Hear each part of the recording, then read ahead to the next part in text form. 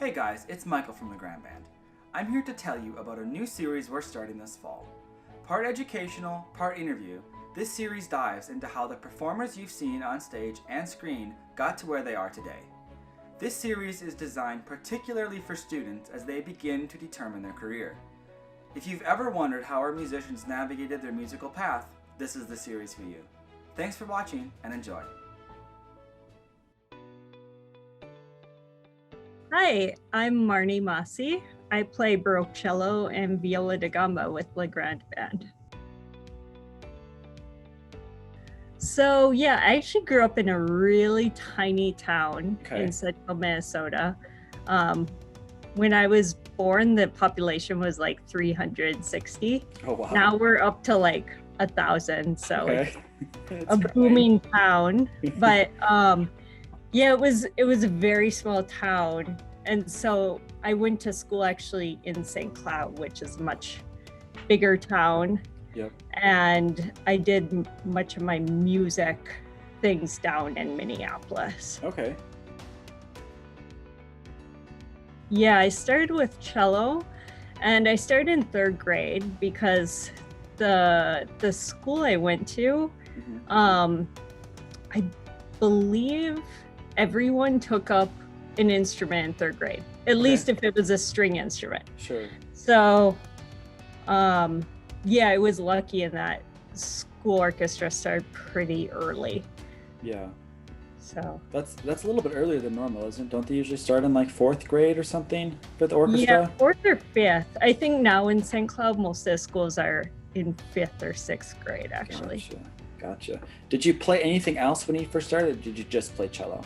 No, I wish I'd played piano because it would have made it a little bit easier. Right. But no, I only played cello. So, and I took it up because one of my older brothers played cello, and he's like, "Oh, I'll help you learn it." But I wanted to learn violin, and my parents were like, I don't know, violin doesn't sound very good until you've played for a while. And so, but I really wanted to play a small instrument, and my parents were like, just stick with the cello, you'll like it over time. And they were right. Yeah. So, how big is like a beginning cello? I mean, is it pretty small, right? Well, I've always been kind of tall for my age, so I started on a half-size cello. Okay. Yeah, it's maybe, I don't know. Yeah, it's not tiny. Okay. But it's not literally half the size of a regular cello, but it's smaller, and the smaller instruments don't sound quite the same as a full size. Sure. But just not as much resonance or whatever. Right. Yeah, exactly. Okay. Let's see. I had to back up a little bit because a year before college, I moved to New York. Okay. And I stayed with a cello teacher in the Juilliard pre-college program. Okay. And then my intention was to audition at music schools all over the country and just pick whichever one had the best cello teacher that I liked. Sure. The problem is, after being in New York for a year at age 17, I really liked it, and I couldn't leave. So I ended up going to NYU. Okay. And it turns out, like, at the time, NYU didn't have the best program for music, and it was really expensive. And so I ended up transferring to Queens College, which is part of the City University of New York. And that was an awesome program because it basically has almost the same faculty as the 3 big conservatories in New York. Okay. But since it's through a City University of New York, the tuition is really affordable. Gotcha. So, yeah, I think the tuition was like 10% of what it was at NYU. Oh, wow. Like $40,000 compared to $4,000. Oh, wow. When you're in music, it's not like when you're going to science that you're going to get a job with a corporation, you'll be able to pay off your loans. With music, it's a little more uncertain with what you can do after graduation. And so you have to be really careful about budgeting education. So I'm glad I transferred it. It was a great program. I really loved Queens College. Cool. So did you get graduate degrees at all? I did, but not in music. Okay. What would you get for a graduate degree? So I was very one-track minded that I'm going to be a cellist for the rest of my life. Yep. From a very young age, I thought that. And then after I graduated from Queens College, I was doing some gigs and teaching a little bit, but I ultimately went home to Minnesota. Okay. Just to move in with my parents and save money while I thought about what the next steps were. Sure. And my mom is a nurse. Okay. And so I've always had an interest in science. Mm-hmm. And so I ended up getting a Master of Science in Nursing at the University of Minnesota. Nice. And it turns out I lasted like a month on the job. I couldn't do it. I was really meant to be a musician, but I think having been so focused on music, I would have always wondered, could I do something else? And so I'm glad I did that. I explored something else, and I did it in my 20s rather than, in my 30s or 40s thinking, can I do something else? Right. Because when you do it later, it's a little bit hard to get back into music. Right. Whereas, actually, like while I was in my nursing program at the U of M, I actually practiced cello more than I did during my undergrad. Really? That should have been a sign to me that I wasn't ready to leave music. And looking back, I'm like, oh gosh, that was a sign. But in the moment, you don't see these things. But so I'm glad I did it. So if one of us falls off stage or something like that in a concert, God forbid, at least you'll be able to kind of like dress our wounds up a little bit. Do you remember? I mean, it was a while ago now that I finished that program. So gotcha. I actually I was keeping my nursing license for a while. Sure. Just, it's good to have as a backup. But I finally let it expire last year. And so no more CPR courses for me. Oh, well. So if someone collapses on stage, we're on our own. I'm not it. Don't look at me. Okay. Well, you should have told me that now, because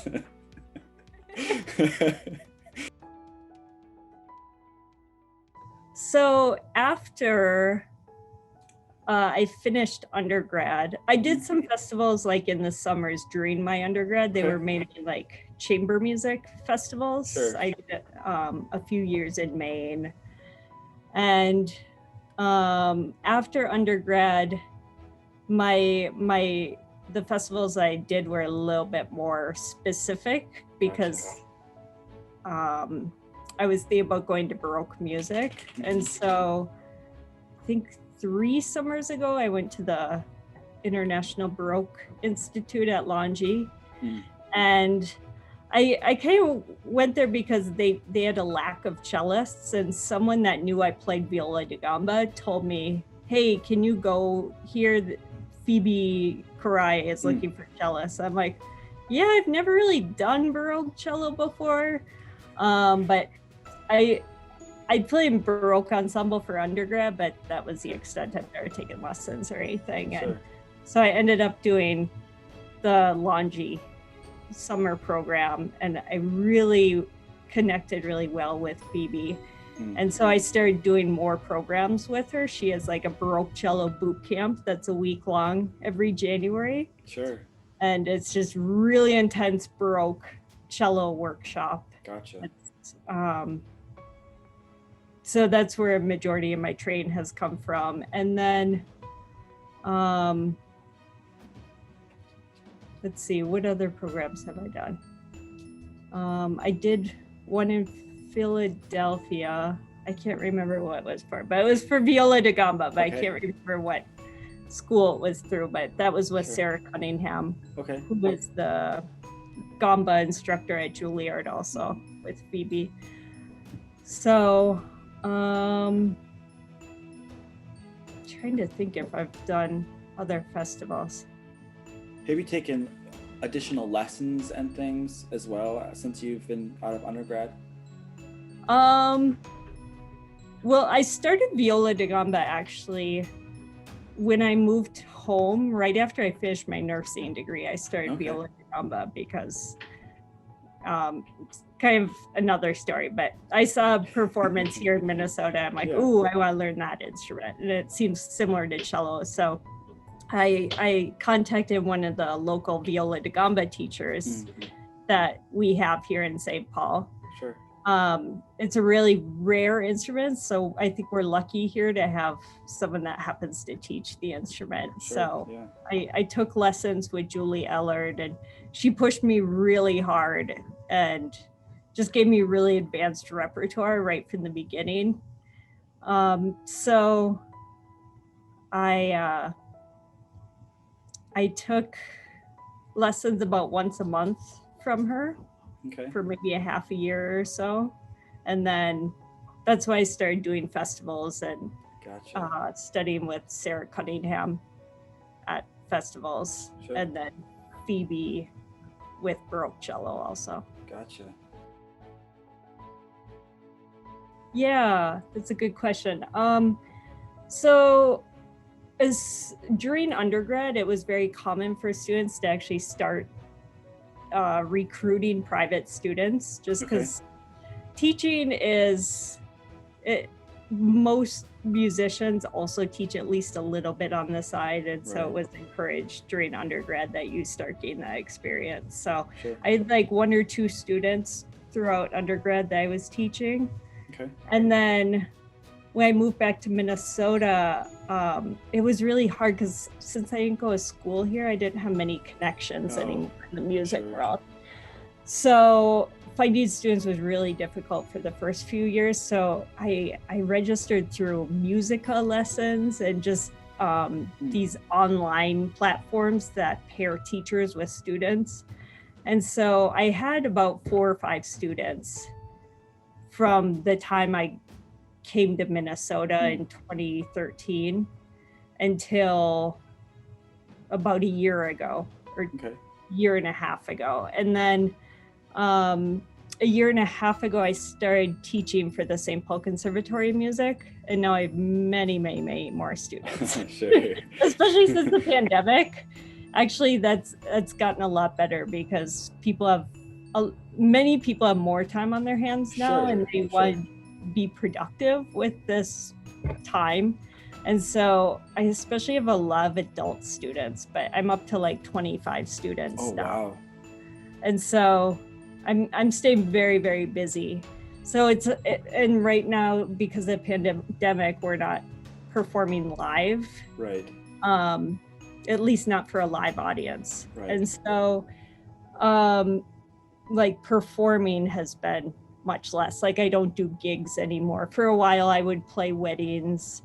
What else? And yeah, just smaller gigs, like if an orchestra, like if a band or something was coming to town and they needed an orchestra, just that type of gig I was taking, but now all of that is done.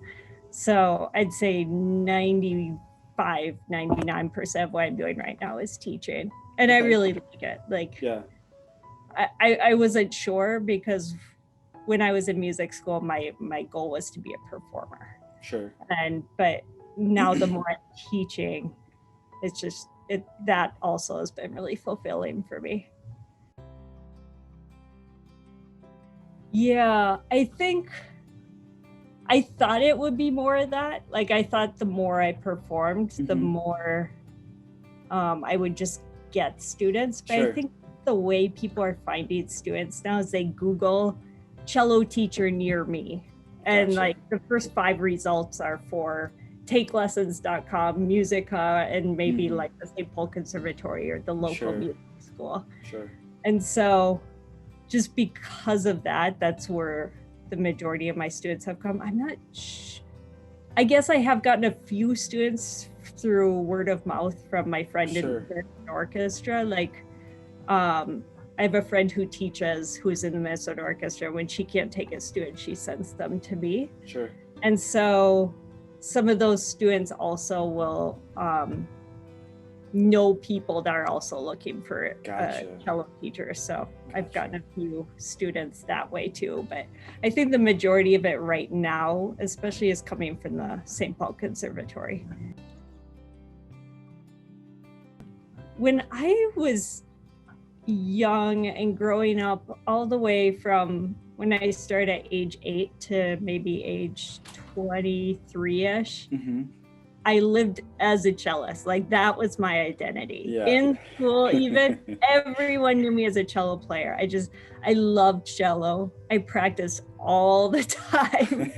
And because of that, I sort of took on this identity, and I didn't try other things. Sure. Even though my parents aren't musicians, and you know, they have other talents too, that they could have steered me into, you know, nursing or law or science or something, but that never happened. And I wish I had.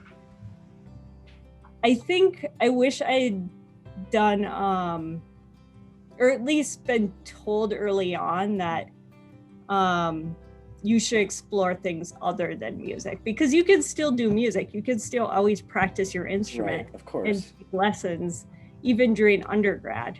But I think it's really important to know that music is what you need to do, you know, and until you've really explored other areas, I think it's, there might be a little inkling in the back of your mind thinking, can I do med school? Can I do, you know, organic farming? You know, it's like, and so until you've explored those other options to compare to music, then you'll feel better about where you've ended up. And I'm really happy I ended up in music. Yeah. I think going to like a 4-year liberal arts college, right, you can explore other areas too, in addition, because where I went to college, Queens College, I did a Bachelor of Music. So like 95% of my classes were music. And so I really didn't take many other courses. I didn't really realize that even though I was good at science, that I really loved it. So, yeah. Have you ever felt like when you were taking the nursing like program, did you ever feel that like what you were learning in those classes like informed like how you were playing, or like physiologically, like how things were working? Did that help like understand what was happening better? Does that make sense? Taking anatomy certainly helped.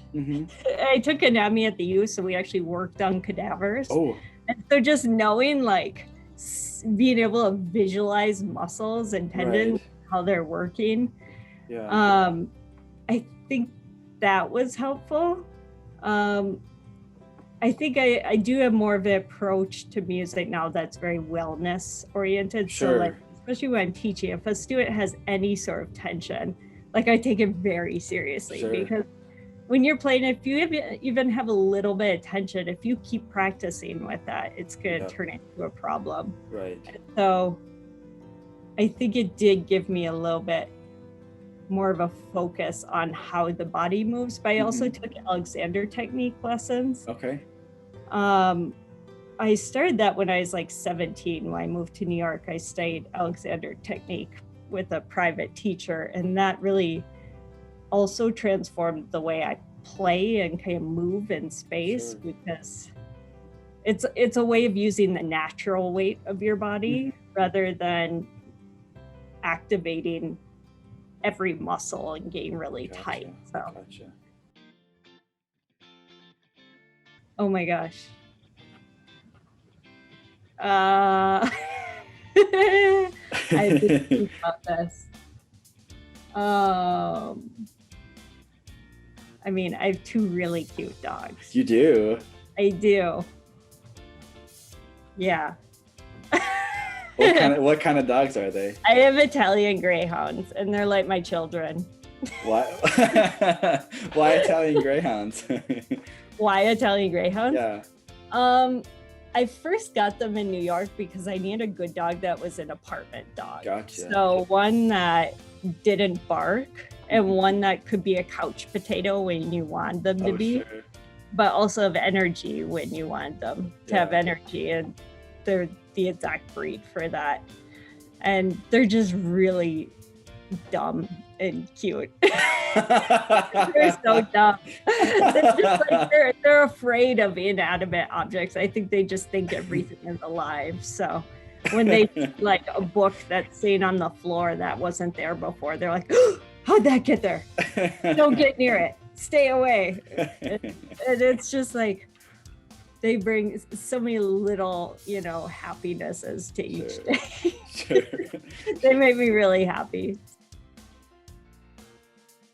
I think just know that if you really love music, and this really applies to so many things, if you love music, and you can put in the time, like the practice time or the study time or whatever it is, go for it.